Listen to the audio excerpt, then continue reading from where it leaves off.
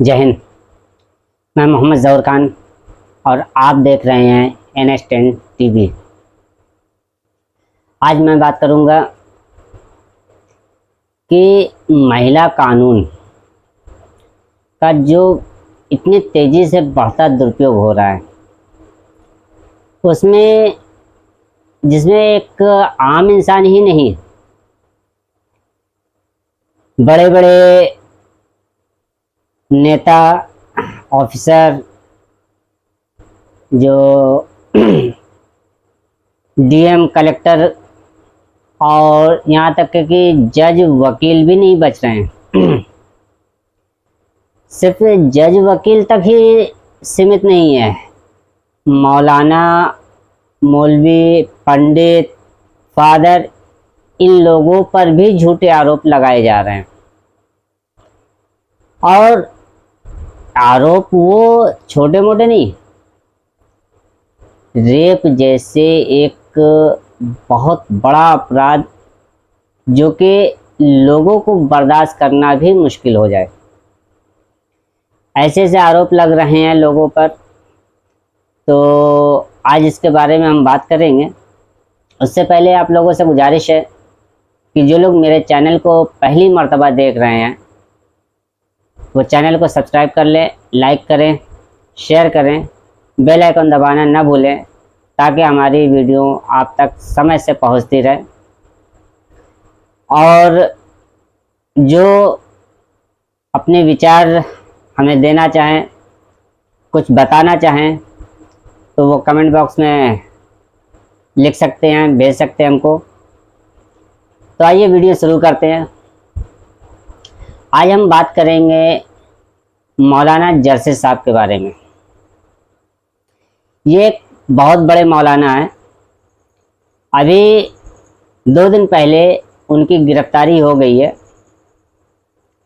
जिसमें टोटल जो है 13 साल की उनको सज़ा सुनाई गई है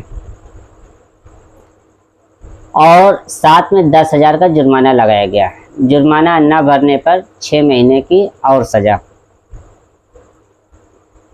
तो हम बात वहाँ से करेंगे जो कि जब उनको सज़ा सुनाई गई, जब उनकी गिरफ्तारी कोर्ट परिसर से ही कर ली गई, उसके बाद महिला का एडवोकेट जो है वो बाहर मीडिया में आकर जो उसने बोला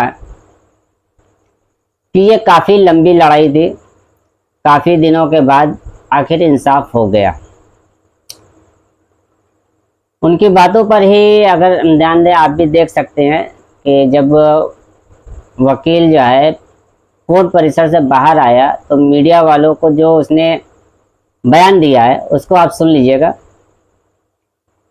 उसने ये जो बताया है कि मौलाना बनारस आए हुए थे, उसमें उस महिला को बताया गया कि महिला को मौलाना से कुछ काम था, तो मौलाना ने उसको गोलगड्डा बुलाया। गोलगड्डा मिलने के बाद वो उसको कैंट ले गए। कैंट ले जाने के बाद उसको एक होटल में ले गए। अब सवाल यही उठता है कि एक महिला को मौलाना से क्या काम था। हालांकि कोर्ट के फैसले पर मैं सवाल नहीं उठा रहा हूँ, लेकिन जो कुछ चीज़ें हैं,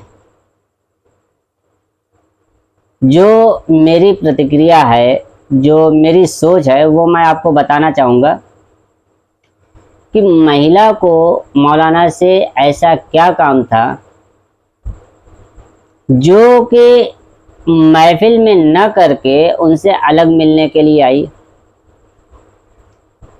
उनके साथ सफ़र किया और होटल के रूम तक पहुंच गई। जो कि इसमें लड़की के न तो होटल के नाम के कोई बयान आए हैं और ना ही उसकी मेडिकल रिपोर्ट में फाइनल ये आया कि उसके साथ रेप हुआ। तो आइए सबसे पहले हम मौलाना जर्सी साहब के ये फैसला होने के पहले की एक वीडियो है, उसको मैं दिखाना चाहूँगा कि मौलाना साहब क्या कह रहे हैं। आप खुद ही सुनिए, वो खुद अपने बारे में थोड़ा डिटेल से बताएंगे, उनको सुनिए। उस लड़की को एक तरफ बिठाल कर जब उसके माँ बाप को बुलाया तो उसके माँ बाप से पूछा कि तुम मौलाना जर्जीस को जानते हो? उन्होंने कहा कि हाँ, जलसा करने आते हैं, मैं जानता हूँ, मशहूर आदमी है। कहा नहीं, तुम्हारे घर कभी आए? कहा नहीं, हमारे घर तो नहीं आए। कहा तुम्हारी लड़की बोल रही है कि मेरे घर पे आए और 2 बजे दिन में 19/11/2015 को मेरे साथ गलत काम किया। तो मेरा मामला भी एक बढ़ा और मैं नहीं चाहता था कि मैं कुछ बात अपने मामले को लेकर बोलूं, लेकिन मुझसे हमारे पीछे बैठे हुए एक साहब कहने लगे, नहीं मौलवी साहब, यहाँ बड़ी गलतफहमियां हैं। तो अब गलतफहमियां जिसके अंदर हैं तो उसको तो हम दूर कर नहीं सकते, वो तो रहेंगी तो रहेंगी। लेकिन तसव्वुर कीजिए मेरे भाइयों कि इतनी जल्दी इंटरनेट का जमाना है और मैं शुक्रगुजार हूं बनारस की जमात का, मैं शुक्रगुजार हूं वहां के लोगों का। यकीन कीजिए, एक शख्स से हमारी इटावा में राजनीतिक लड़ाई कह लो, सियासी लड़ाई कह लो, ये 10 साल से चली आ रही है। बदकिस्मती से वो भी मौलवी है। नाम लेने की जरूरत नहीं है, आप लोग समझ गए होंगे। और उसने अपना वो चोला बदलता रहता है। मऊ में भी आया था, उसको देवबंदी लोग बुलाते हैं तो वो देवबंदी बन जाता है, बरेलवी बुलाते हैं तो वो बरेलवी बन जाता है, शिया बुलाते हैं तो वो शिया बन जाता है। इटावा में जैनियों ने बुलाया तो वो जैनी भी बन गया। और जहां शिवलिंग बनते हैं वहां जाकर वो माथा भी टेक लेता है और वो टीका भी लगा लेता है। उसको पैसा चाहिए एनजीओ के नाम पर कि मैंने इतने गैर मुस्लिमों को मुसलमान किया, मेरा इतना बड़ा एनजीओ चल रहा है, इतना बड़ा मदरसा, जबकि सब झूठ है, सब फराड है। चूंकि मैं पूरे मगरबी यूपी का अमीर हूं, मैं उसको तस्दीक लिख कर नहीं देता हूं। मैं कहता हूं तुम्हारे पास 2 बच्चे जब मदरसे में नहीं पढ़ रहे तो मैं क्यों लिख कर दूं? तो वो 10 साल से ये दुश्मनी चली आ रही है कि ये मेरा बाहर चंदा नहीं होने देता है, जहां होता है वहां रोक देता है, और जब कोई तलाश करने आता है मेरा मामला तो ये कह देता है यहां कुछ नहीं। तो बहुत से मामलात में उसने हमें फंसाना चाहा, लेकिन जब कोई दाल नहीं गली तो उसने बनारस की एक लड़की को, जो दिमाग से पागल है, 6 साल से उसका दिमाग का इलाज चल रहा है, वो फजर की नमाज पढ़कर, फजर की नमाज के टाइम अजान के बाद वो निकलती है और इटावा का वो मौलवी 4 लोगों के साथ 4 4 व्हीलर यानी 4 पहिए वाली गाड़ी लेकर गोल गड्ढा पे खड़ा हो जाता है और उस लड़की को फोन करके बुलाता है। वो लड़की सुबह फजर की नमाज के टाइम पर गोल गड्ढा पहुंचती है, जलालीपुरे की रहने वाली है, और उस लड़की को टाटा सोमो में अपनी 4 व्हीलर गाड़ी पर बिठालकर इटावा लाता है। और 4 दिन उन 4 लोगों ने उसको अपने पास रखा, करहल, मैनपुरी और इटावा, उसको बहुत सी जगह घुमाया और उसको पढ़ाया, लिखाया, समझाया, उसके दिमाग में बात भर दी और वो उसको यहां भेज दिया ट्रेन पे बिठाकर। और इटावा की पुलिस उसको लेकर आई। इटावा की पुलिस की दिमाग से पागल है, इसको इसके घर तक पहुंचे तो उसको थाने में लेके आई। जब जैतपुरा थाने में लेके आई तो वो 4 दिन में बहुत कुछ सीख चुकी थी और 4 दिन में सीखने के बाद उसने जैतपुरा थाने में हमारे खिलाफ FIR दर्ज की कि मौलाना जर्जीस मेरे घर आए 19/11/2015 को और उन्होंने मेरा जबरदस्ती मुंह पकड़ा दिन में 2 बजे और मेरे साथ गलत काम किया। लेकिन अल्लाह जजाए खैर दे उसके माँ बाप को। उस लड़की को एक तरफ बिठाल कर जब उसके माँ बाप को बुलाया तो उसके माँ बाप से पूछा कि तुम मौलाना जर्जीस को जानते हो? उन्होंने कहा कि हाँ, जलसा करने आते हैं, मैं जानता हूँ, मशहूर आदमी है। कहा नहीं, तुम्हारे घर कभी आए? कहा नहीं, हमारे घर तो नहीं आए। कहा तुम्हारी लड़की बोल रही है कि मेरे घर पे आए और 2 बजे दिन में 19/11/2015 को मेरे साथ गलत काम किया। तो कहने लगे साहब वो तो दिमाग से पागल है, वो तो कई दिन घर से भाग जाती है और कई मर्तबा भागी है। अभी भी देखिए 4-6 दिन से गायब थी और मैंने इसलिए FIR नहीं की कि वो तो उसकी आदत है चली जाने की। हम मौलाना जर्जीस को बिल्कुल बेकसूर मानते हैं, वो हमारे घर कभी नहीं आए। ये बाकायदा चार्जशीट पर पुलिस ने लिखा है। लेकिन लड़की के दिमाग में भर दिया या पैसा दे दिया उसको इतना, अब वो लड़की का जब 164 का बयान हुआ, कलम बंद बयान जिसको बोलते हैं, उसमें उस लड़की ने 15 दिन के बाद दूसरा बयान दिया। उसने कहा मजिस्ट्रेट के सामने कि मौलाना जर्जीस कभी मेरे घर नहीं आए, मुझे बनारस में जब जलसा करने आते थे तो मुझे होटलों में बुलाते थे और होटल में मेरे साथ गलत काम करते थे और मैं 2 साल से मेरे साथ जबरदस्ती कर रहे हैं। तो जज ने पूछा भी उससे, मैडम जबरदस्ती एक बार होती है, बार बार तो नहीं होती, 2 साल से जबरदस्ती हो रही तुम्हारे साथ? तो कहा नहीं, वो कह रहे हम शादी कर लेंगे और अब शादी नहीं कर रहे हैं। तो बस इस बयान को लिखकर उसने जैतपुरा थाने को अलर्ट कर दिया कि आप जो है तफ्तीश करिए कौन सी होटल थी, कौन सी। अब लड़की से पूछा जा रहा है कि कौन सी होटल थी, किस होटल में तुम गई हो, 2 साल से तुम होटल जा रही हो। तो लड़की का बयान है जो चार्जशीट पर लिखा हुआ है कि मैं होटल जानती नहीं हूं, पहचानती नहीं हूं और अगर मुझे होटल तक ले जाया गया तो मैं होटल पहुंच भी नहीं पाऊंगी। अरे 2 साल से तुम जा रही हो तो होटल नहीं? कहा नहीं मैं नहीं जानती होटल कौन सी थी, मैं भूल गई। फिर उस लड़की का मेडिकल कराया गया तो मेडिकल में साफ तौर पर आया no live and dead sperm seen, जो हमारी चार्जशीट पर लिखा हुआ है और आगे भी लिखा है नो इंटरनल एंड एक्सटर्नल। ना उस लड़की के अंदर कुछ हुआ ना बाहर, यानी वो शादी से पहले जैसी थी वैसी ही है, उस लड़की के साथ कुछ नहीं हुआ। लेकिन मैं अरेस्ट स्टे ले चुका था इन तमाम आधार पर, लेकिन मुझसे मेरा वकील बोला इतना जबरदस्त ग्राउंड, लड़की एफआईआर में कुछ बोल रही है और 164 में ये बोल रही है, होटल का पता नहीं, मेडिकल में। अरे तुम्हें तो खड़े खड़े बेल मिल जाएगी, आ जाओ तुम। कौन है? अरे कैसे तुम चले जाओगे जेल के अंदर? और मैं उस वकील की बातों में आ गया, हालांकि मुझे ना कोई पकड़ रहा था ना कोई गिरफ्तार कर रहा था। मैंने सोचा इस केस को खत्म करें, मुकदमा लड़ें और बाइज्जत बरी हो। लेकिन मुझे क्या मालूम था कि ये सारे काम तो ट्रायल में काम आएंगे जब मुकदमा चलेगा। पहले तो लड़की का बयान ही सब कुछ है, पहले इधर आओ।